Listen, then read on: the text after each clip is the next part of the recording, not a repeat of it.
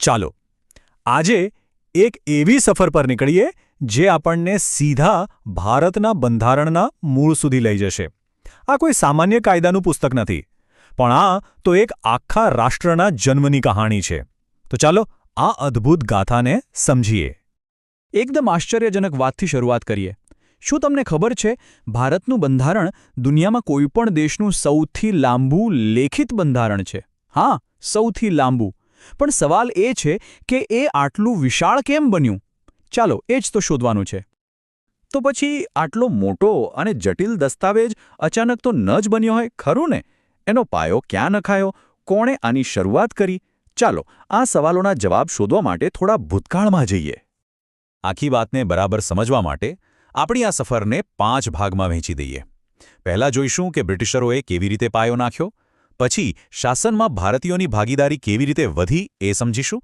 ત્યાર પછી બંધારણ ઘડવાની આખી પ્રક્રિયા પર નજર કરીશું. ચોથા ભાગમાં દુનિયાભરમાંથી કઈ કઈ પ્રેરણા લેવામાં આવી એ જાણીશું. અને છેલ્લે આ આખી ગાથાનો વારસો શું છે એની વાત કરીશું. હવે આ કહાણીની શરૂઆત છે ને એ થોડી અણધારી છે. આની શરૂઆત ભારતના સ્વાતંત્ર્ય સેનાનીઓએ નહીં પણ બ્રિટિશ શાસકોએ કરી હતી. એમણે જાણી જોઈને નહીં પણ અજાણતા જ એક એવું માળખું તૈયાર કરી દીધું જેના પર આધુનિક ભારતની ઇમારત ચણાઈ. પણ વાર્તા અહીં અટકતી નથી. હવે મેદાનમાં ભારતીય અવાજોની એન્ટ્રી થાય છે. જેમ જેમ સમય આગળ વધતો ગયો તેમ તેમ ભારતના લોકો પોતાના હક માટે લડવા લાગ્યા અને શાસનમાં પોતાનો હિસ્સો માંગવા લાગ્યા. જરા આ ટાઈમલાઈન પર નજર કરીએ. લગભગ 1600 વર્ષની આ એક ધીમી પણ મક્કમ સફર દેખાય છે. શરૂઆત થઈ શુદ્ધ વહીવટથી અને ધીમે ધીમે કરતાં કરતાં ભારતીયોને શાસનમાં થોડી થોડી જગ્યા મળવાની શરૂઆત થઈ. આ એક બહુ મોટા બદલાવની નિશાની હતી. 1919માં એક નવો શબ્દ આવ્યો, ડાયાર્કી. આનો સીધો મતલબ હતો બેવડું શાસન. એટલે કેવું કે અમુક ખાતા જેમ કે શિક્ષણ અને આરોગ્ય એ ભારતીય મંત્રીઓને સોંપાયા, પણ જે અગત્યના ખાતા હતા જેમ કે પોલીસ, નાણાં અને સેના એ અંગ્રેજોએ પોતાની પાસે જ રાખ્યા. આ સત્તાની વહેંચણીનો એક પહેલો પ્રયોગ હતો. અને પછી આવ્યો 1935નો અધિનિયમ. આને તો આપણા બંધારણનો પાયાનો પથ્થર કહી શકાય. સાચું કહું ને તો આપણા આજના બંધારણનું જે માળખું છે ને એનો મોટા ભાગનો ઢાંચો આ કાયદામાંથી જ લેવામાં આવ્યો છે. તો બ્રિટિશ પાયો તો નંખાઈ ગયો, પણ હવે સમય હતો પોતાનું ઘર બનાવવાનો. આઝાદી બસ સામે જ દેખાઈ રહી હતી અને હવે જરૂર હતી એક એવા દસ્તાવેજની જે આવનારા સ્વતંત્ર ભારતની દિશા નક્કી કરે. અને આ ભગીરથ કામ માટે બનાવવામાં આવી બંધારણ સભા. આ કોઈ નાની સૂની સભા નહોતી. એ તો જાણે આખું નાનકડું ભારત જ હતું, જેમાં અલગ અલગ પ્રાંત, અલગ અલગ ભાષા અને વિચારધારાના લોકો એકઠા થયા હતા. અને બધાનું લક્ષ્ય એક જ હતું, ભારતના ભવિષ્યનો નકશો તૈયાર કરવો.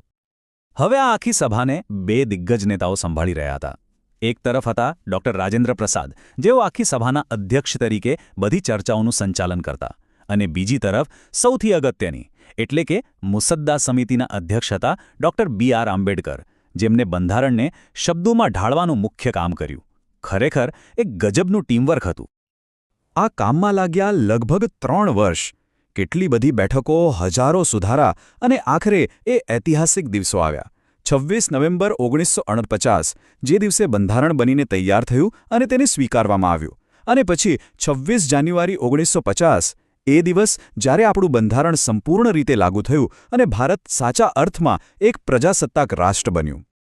હવે એક મજેદાર વાત. આપણા બંધારણ નિર્માતાઓએ શૂન્યમાંથી બધું નહોતું બનાવ્યું. તેઓ બહુ હોશિયાર હતા. તેઓણે દુનિયાભરના બંધારણોનો ઊંડો અભ્યાસ કર્યો અને જે બાબતો ભારત માટે સારી હતી તેને અપનાવી લીધી અને ભારતીય પરિસ્થિતિ મુજબ ઢાળી દીધી. એકદમ સ્માર્ટ પગલું, ખરું ને? જુઓ તો ખરા, ક્યાંથી શું લીધું. બ્રિટન પાસેથી સંસદીય સિસ્ટમ, તો અમેરિકા પાસેથી મૂળભૂત અધિકારો. આયર્લેન્ડ પાસેથી રાજ્યનીતિના માર્ગદર્શક સિદ્ધાંતો, તો ફ્રાન્સની ક્રાંતિમાંથી સ્વતંત્રતા, સમાનતા અને બંધુત્વના મહાન આદર્શો. આ બધાને ભેળવીને એક એવું બંધારણ બનાવ્યું જેનો આત્મા સંપૂર્ણપણે ભારતીય હતો. તો આ જે આખી ગાથા આપણે જોઈ, આનો સાર શું?